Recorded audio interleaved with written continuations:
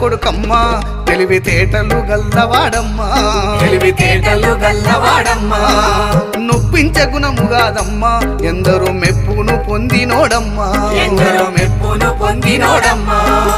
మంచితనముకు మంచి పేరై నిలిచిందో మంచితనముకు మంచి పేరు